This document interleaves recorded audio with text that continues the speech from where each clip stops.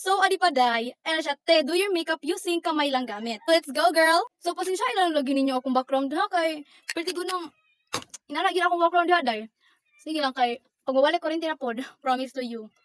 Tatagaan ko na kamuhin quality nga video. So, day, kung napansin ninyo ba, itong jud ko, kaysa pretty jud ako ng kaligog dagat, day. Oo, ito lang nang nako.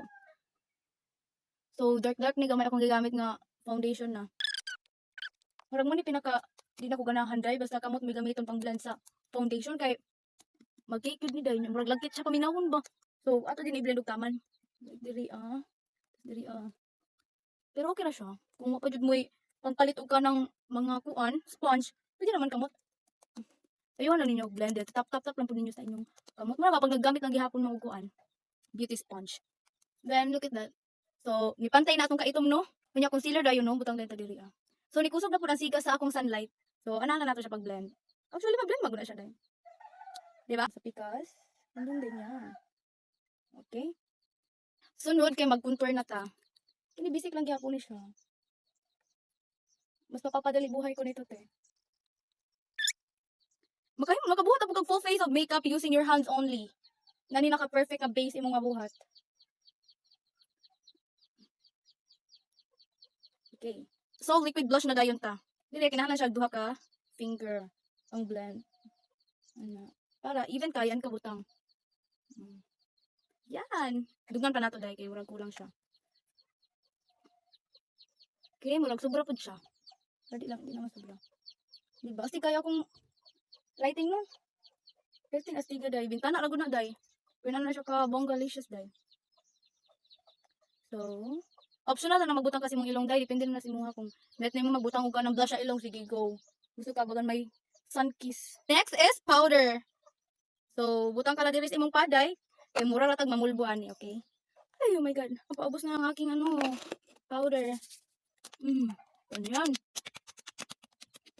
Okay. So, okay na.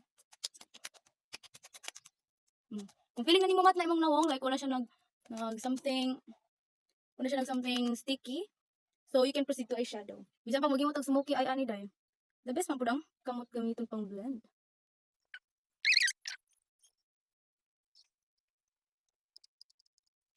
O, diba, butangan na nato siya something dark brown. Like this side, this area. Something browny. At bagan may pagka little bit grayish. So, gusto natin i-achieve ang transition dili dapita dahil. Like, wow. Okay, di ba? Kita niyo dahil. Siyempre, di mo kakitag tawag kaya unsa na niya akong lighting. Wait. Ano na ba? Oh, ganun na lang, ganyan na lang. Di na lang kung padulong maayo dahil. So, butangan na dahil natog highlighter. Oh, like shimmer eyeshadow. Like that. Pati dito sa inner. Okay. Then, in another other side of our eye. Make sure nga pantay lang na sila. Okay, pantay na sila dahil. Then sa inner gyapon, butang na to sa inner.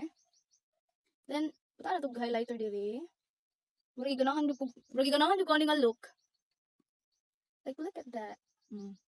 Diba? Slay. Then, butang na to gamay. Color ang atong brows. This gamay lang ang color. Then, we put some little bit of eyeliner. So, eyeliner gani, like, bisang pag-line lang na sa imong mata, imo na isubay sa imong mata dahil line na naka-eyeliner para na ma-emphasize ang imong eye. Like something like that. Okay? Di na need nga magbutang patag wing liner para maingon nga nag-eyeliner ta. Okay. So, very good. So, kitaan ninyo. Murag wa ni nahitabo. Kanya, na to sa mga powder, contour, and everything.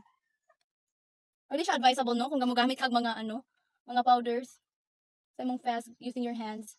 Because di siya even ang pagkabutang. Pero magagawa natin yan ng paraan. Okay? This one. Swipe. Basta importante na set na nimo imong nawong before ka mag-swipe. Hindi na maguba dahil.